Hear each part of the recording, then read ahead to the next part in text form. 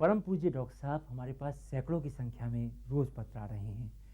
इसमें से कई पत्र तो ऐसे आते हैं जो बहुत दुखी हैं और आपकी इस स्थिति के लिए दुखी हैं कि वो आपसे भेंट करना चाहते हैं, आपसे निजी तौर पर मिलना चाहते हैं। कई बार प्रयास करते हैं, टेलीफ़ोन करते हैं, आपके यहाँ भी आते हैं, देश-विदेशों से आते हैं, लेकिन आपसे भेंट नहीं हो पाती। जैसे एक पीड़ा जो है, इस तरह की पीड़ा का मैं ज़िक्र करना चाहूँगा, कंचन आनंद जी की, इनका पत्र आया है।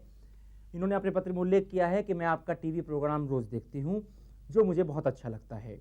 मैं कई बीमारियों से बहुत अधिक परेशान हूँ। मैंने 5-6 बार आपको फ़ोन किया, लेकिन आपसे बात नहीं हो पाई। आप तो जानी जान हैं, कृपया आप मेरी मदद कीजिए। मैं पिछले 16-17 सालों से बहुत अधिक परेशान हूँ। इस पत्र के साथ मैं आपको फ़ोटो और जन्मपत्री भेज रही हूँ। कृपया आप मेरी मदद करें कि मैं एक नॉर्मल जीवन कैसे जी सकूँ। इन्होंने अपनी तस्वीर भेजी है। आप बताएं कि नॉर्मल जीवन कैसे जी सकती हैं। एक्चुअली ये जो प्रोग्राम है, इसका नाम ही है आयुर्विज्ञान का रहस्य, क्योंकि जो भी रहस्य हैं जिनसे मानव अज्ञात है, ज्ञान नहीं है जिन्हें, जिनकी पहुंच, जिनकी पकड़ मन, बुद्धि, अकल, सूक्ष्म से सूक्ष्म इंद्रिया, माइक्रोस्कोप जहाँ तक नहीं पहुँच सकता, उन्हें रहस्य कहा जाता है। जो भी हमारी इंद्रियों की पकड़ में आ जाता है वो रहस्य नहीं रहता, वो फिर विज्ञान बन जाता है। जो हमारी इंद्रियों की पकड़ से परे है उसे रहस्य कहा जाता है, उसे इंद्रियातीत कहा जाता है, उन्हें ही अभौतिक कहा जाता है, वो भौतिक नहीं होते। तो आपने पूछा कि आप नहीं मिलते, ऐसी बात भी है, नहीं मिलते, लेकिन रहस्य जगत ये है कि जब ये जो देवी देवता सूक्ष्म शक्तियाँ जब ये किसी मानव को ठीक करती हैं, किसी को ठीक करना चाहती हैं, तो ये देखना चाहती है कि मानव को वास्तव में जिज्ञासा भी है या ऐसी औपचारिकता बस ये पूछ रहा है। जैसे कोई बच्चा पढ़ना चाहता है, किसी स्कूल या कॉलेज में पढ़ना चाहता है, कॉलेज में पढ़ना चाहता है, तो उसके लिए बार बार प्रयास करेगा। एक बार जाएगा, 2 बार जाएगा, एडमिशन के लिए सिफारिश भी लगाएगा। वो क्या से क्या करेगा, उसकी ये जो इच्छा शक्ति है, दृढ़ शक्ति है, वही उन्हें उस मार्ग पर ले जाएगी।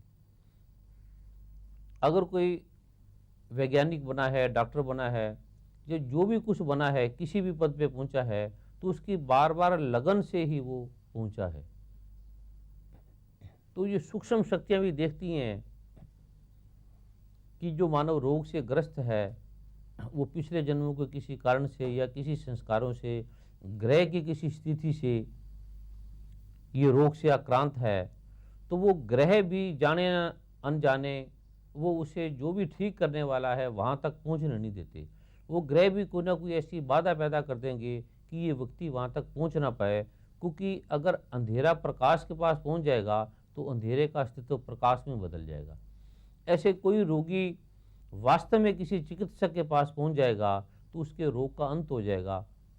वो रोग का अंत का अर्थ है कि वो उन ग्रहों से भी उनका पीछा छूट जाएगा जो जाने अनजाने रोग के रूप में उन्हें आक्रांत करें, परेशान कर रहे हैं।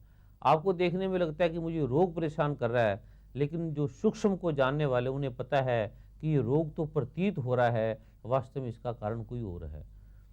जब भी आप किसी ऐसे व्यक्ति के पास मिलेंगे जो आपके रोगों का समूल नाश कर सकता है, तो वो उनके द्वारा भी दिव्य शक्तियाँ देखती हैं कि ये वास्तव में जिज्ञासु है, इसकी इच्छा है, इसमें संकल्प है, या ऐसे ही औपचारिकतावश ये मेरे से पूछ रहा है।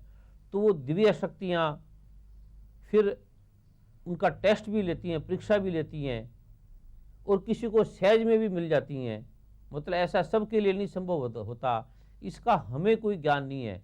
हम ऐसा नहीं चाहते कि हमें बार बार फ़ोन करे या हम ना मिलें, ऐसी इसका हमें ज्ञान नहीं है। हमारे मन में तो एक पल भी नहीं आता कि हमें कोई फ़ोन करे, और 5 बार क्या, हमें जब 2 बार भी कोई फ़ोन करता है तो हमें पीड़ा होती है, हमें लगता है कि ऐसा ना हो।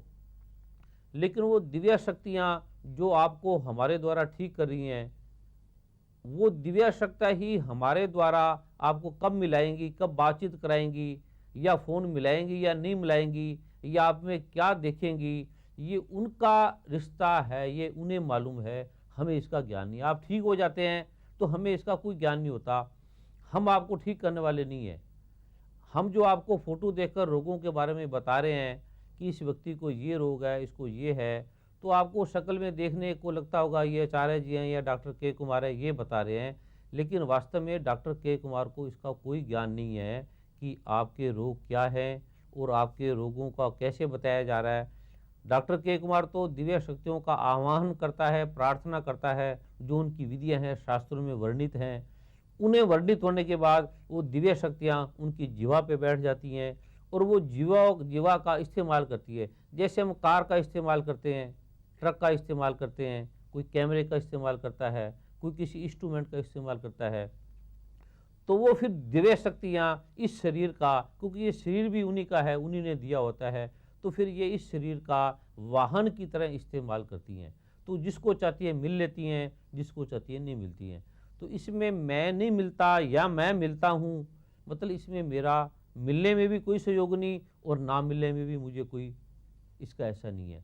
तो जिसकी वास्तव में लगन है, आस्था है, दृढ़ता है, वो बार बार फ़ोन करेगा। और कई व्यक्तियों तो ऐसे भी हैं कि वो फ़ोन करने मात्र से ही ठीक हो जाते हैं। अब दिव्य शक्तियाँ की क्या कृपा है, उन्हें कैसे ठीक कर देती हैं, इसका मुझे ज्ञान नहीं है, इसका कोई डॉक्टर के कुमार को ज्ञान नहीं है। तो अगर आप फ़ोन करते हैं, अब जैसे हम मंदिर में जाते हैं, गुरुद्वारे में जाते हैं, तो बार बार जाने से ही मतलब हमारे रोग समाप्त हो जाते हैं, हमारे कष्ट दूर हो जाते हैं। ऐसे आपके जहाँ भी जाने से रोग कष्ट होते हैं, अगर चिकित्सक के पास जाने से भी ठीक होते हैं। क्योंकि जब आदमी छोटी छोटी बातों के लिए, किसी रिश्तेदारों को मिलने के लिए पता नहीं कितनी कितनी लंबी यात्रा करता है, थोड़े थोड़े नाटक फिल्मों देखने के लिए, शॉपिंग करने के लिए, कोई चीज़ खरीदने के लिए, पता नहीं वो कितने कितने दिन प्रयत्न करता रहता है। तो जब वो अपने रोग के लिए किसी चिकित्सक से 5-10 बार फ़ोन करके, साली मात्र फ़ोन करके घबरा जाता है। आधे लोग तो वैसे ही घबरा जाते हैं कि फ़ोन करते हैं, मिलते तो है नहीं, चलो बंद कर दो। इसका मतलब है कि उनके कर्मों में अभी रोगों को भुगतना है, अभी रोगों को सहन करना है। और कुछ लोगों के हृदय में तो देखने को नहीं आएगा, वो कुछ समझेगा ये पता नहीं क्या है, ऐसे फ़ोटो से थोड़ी रोग कोई देखा जाता है, ऐसे जगत में हुआ भी नहीं है। ऐसे कुछ ना कुछ प्रश्न उनके मन में आ जाएंगे, ताकि उन्होंने रोगों को भुगतना होता है। और कुछ लोगों को खाली, अब देखने में तो वो मंदिर में अगर आप चले जाओगे तो वही पत्थर की मूर्ति हैं, अगर वो कहेगा ये तो पत्थर है, इससे आपको क्या मिलेगा, तो उस व्यक्ति को कुछ नहीं मिलता। अब गुरु ग्रंथ साहब है, कहने को कह दो ये तो कागज़ के टुकड़े हैं, ये तो क्या है, ये गुरु कहाँ से आ गया, तो उनके लिए ये कागज़ है। लेकिन मिलने वालों को उनसे बहुत कुछ मिला है, उन्हें साक्षात गुरु मिला है, उन्हें दिव्य शक्ति मिली है, उनके काम हुए, उन्हें उनके कष्टों का अंत हुआ है। मानो तो पत्थर है, परमात्मा है, ना मानो तो जो आपकी भावना है। ये आपकी भावना से आपका जो हृदय है उसकी विशालता आती है, उसमें सूक्ष्मता प्रवेश करती है। तो जो आपकी जो बार बार लगन है, आप जो बार बार फ़ोन करोगे, ये भी प्रभु आपकी कोई परीक्षा ले रहा होगा। हो सकता है इसी से प्रभु आपका रोग अंत कर रहा होगा। हो सकता है आपको जो बार बार फ़ोन कर रहे हो, आपको लगता है कि आप फ़ोन कर रहे हो या मिल रहे हो सकता है ये आपका उपाय हो रहा हो, आपकी चिकित्सा हो रही हो, आपको प्रभु कोई औषधि दे रहा हो। तो आप जिसकी ये रहस्य जगत है, इसका हमें भी ज्ञान नहीं है। तो आप अगर आपकी आस्था है, आपका विश्वास है, तो आप उसको फ़ोन करते रहो, 5 बार कर लो, 50 बार भी करके अगर आपकी सारी ज़िंदगी का दुख अंत होता है, तो 50 बार फ़ोन करने से क्या होगा, कोई नुकसान नहीं होगा। आप जब एक आदमी से बात करते करते कई घंटे लगा देते हो, लोग आम गपशप में, आम बातचीत में, खाली फिल्म देखने में 3-3 घंटे लगा देते हैं। आम कोई रिश्तेदार आ जाता है, हम बात करने में पता नहीं कितने 1-1 घंटे फ़ोन पे बात करते रहते हैं। लेकिन अगर आपकी रोगों, अगर किसी चिकित्सक से प्रभु आपका रोग हटा दे और आपको 5 की बजाय 50 बार भी फ़ोन करना पड़े, तो कोई हर्ज नहीं उसमें। आप लगे रहो, प्रयत्न करते रहो। करत अभ्यास के जड़मति होत सुजान, रसरी आवत जात पे शील पर परत निशान। क्योंकि बार बार के अभ्यास से जब पत्थर भी कट जाता है, पत्थर पे भी निशान पड़ जाते हैं, तो मानव की, इंसान की तो बात क्या है। तो प्रभु के उनके द्वारा अवश्य प्रकट होता है, उनके रोगों का अंत करता है। तो इसलिए आपको प्रोग्राम अच्छा लगता है, ये प्रभु की कृपा है। और आपको इसमें क्या नज़र आता है, ये भी प्रभु की कृपा है। आप ठीक हो रहे हैं, ये भी प्रभु की कृपा है। आप नहीं ठीक हो रहे तो इसमें कोई मेरी कमजोरी है, मेरा कोई ऐसा दोष होगा, या मेरे में ऐसी कोई चीज़ होगी कि मैं आपको नहीं समझा पा रहा हूँगा। तो बाकी आपने अपने रोगों के बारे में पूछा है, आप इतने सालों से रोग से परेशान हैं। तो कंचननंद जी, आपने अपने रोगों के बारे में पूछा है। वास्तव में आप रोग से काफ़ी परेशान हैं। रोमेटिज्म भी आपको, अर्थराइटिस भी आपको, और ESR भी आपका हाई रहता है, आयोडीन की भी आपके अंदर कमी है, और विटामिन E की भी काफ़ी मात्रा में कमी है, और आपका जो कमर का हिस्सा काफ़ी दुखता है, सिर भी बहुत दुखता है, इनडाइजेशन भी आपको, अगर आप स्टूल टेस्ट कराएंगे उसमें भी जार्डिया है, और काफ़ी एलर्जी भी आपको काफ़ी है। तो प्रभु की कृपा से जो मैं आपको औषधि बताऊंगा, कुछ ऐसे रोग हैं जिन्हें जनमानस में बताना ठीक भी नहीं है, हार्मोन्स का भी इम्बैलेंस है आपको। तो प्रभु की कृपा से जो भी आपके रोग होंगे, आपके अंदर जब इतनी दृढ़ है, आस्था है, लगन है, तो प्रभु जरूर उसे पूरा करेंगे, क्योंकि जितना औषधियाँ ठीक करती है उससे ज़्यादा रोगी का जो अपना विश्वास है वो उसे ठीक करता है। तो जो मैं इन्हें औषधि बता रहा हूँ, प्रभु कृपा करे ये ठीक हो जाएं, और इस प्रकार से और भी जिस बहन भाई को ऐसे रोग हों वो भी उसका उपयोग करें, तो प्रभु की कृपा से वो अवश्य ठीक होंगे। एक तो गोंद, जिसे हम आम खाने की गोंद होती है, और एक गोंद कतीरा, एक सिंघाड़ा के जो सिंघाड़ा, सूखा सिंघाड़ा, सूखा आंवला, बेर का छिलका, करेले के बीज, जामुन की गुठली, मेथी, ब्रह्मी, बकायन, विदारा की जड़ और अश्वगंध की जड़, सभी को बराबर भाग में मिला लें। सभी को बराबर भाग मिलाकर 100 ग्राम की मात्रा के अंदर 1 ग्राम वज्र भस्म आप उसमें डाल लें, 1 ग्राम लौह भस्म, 1 ग्राम मंडूर भस्म। तो उसका 1/4 चम्मच सुबह और 1/4 चम्मच शाम को आप प्रयोग करें। प्रभु की कृपा से 3-4 माह में ही आपको आशातीत लाभ होगा, और ठीक होने के बाद आप इस औषधि का 1 माह और प्रयोग कर लें, और फिर ये रोग आपको पुनः नहीं आएगा। अन्यथा आधुनिक विज्ञान में, आधुनिक युग में, आधुनिक चिकित्सा में आपका जो रोग है उसका कोई इलाज नहीं है। चिकित्सक यही कहेंगे कि ये रोग असाध्य है, इसका कोई इलाज नहीं है। तो आप ये प्रभु का ध्यान स्मरण करके इस औषधि का प्रयोग करें। प्रभु की कृपा से आपको अवश्य मुक्ति मिलेगी, और रोग मुक्त होने के बाद आप प्रभु को धन्यवाद दें। अपने जो चिकित्सक हैं आप उनके पास भी जाएं, फिर वो जैसा आपको एडवाइस दें, जो आप पहले वाली औषधि ले रहे हो, वो चिकित्सक अपने आप ही कहेंगे कि अब इन औषधियों की आवश्यकता नहीं है, आप प्रभु की कृपा से ठीक हो चुके हैं। तो अगर आप ठीक हो गए तब भी आप लिखना, प्रभु की कृपा से आप अवश्य ठीक होंगे।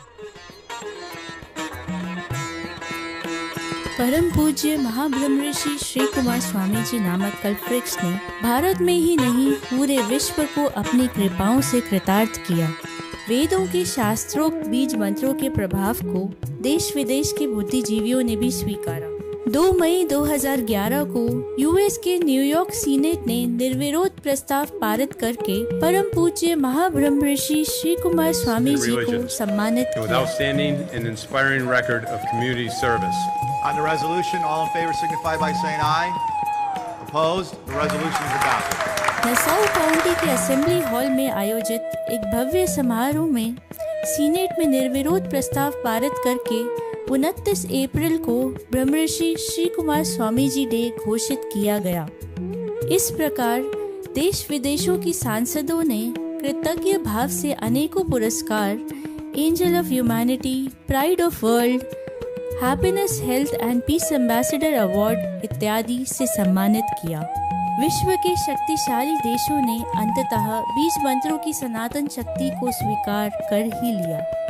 परम पूज्य महाब्रह्म ऋषि श्री कुमार स्वामी जी केवल आध्यात्म से ही नहीं वरन दैवव्य पार्श्व चिकित्सा और अभिमंत्रित औषधियों से भी असाध्य रोगों का निवारण करते हैं, जिसका आधुनिक मेडिकल साइंस के पास कोई इलाज नहीं है।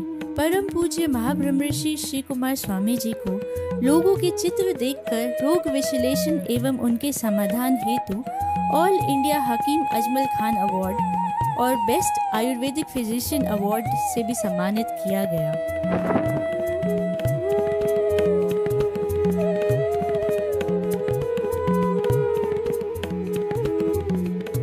यह आश्चर्यजनक अद्भुत सत्य है कि केवल चित्र देखकर रोगों और समस्याओं के विषय में न केवल बताना बल्कि सहज सरल साक्षात समाधान करना। वर्ष 2002 में आस्था चैनल में प्रसारित कार्यक्रम आयुर्विज्ञान के रहस्य में महाब्रह्म ऋषि श्री कुमार स्वामी जी ने 21 वर्ष पहले ऐसा प्रत्यक्ष करके पूरे विश्व को आश्चर्यचकित किया था।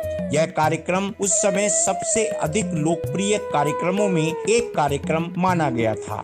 आपकी बारंबार की मांग पर इस कार्यक्रम के मुख्य अंश YouTube में प्रसारित किए जा रहे हैं।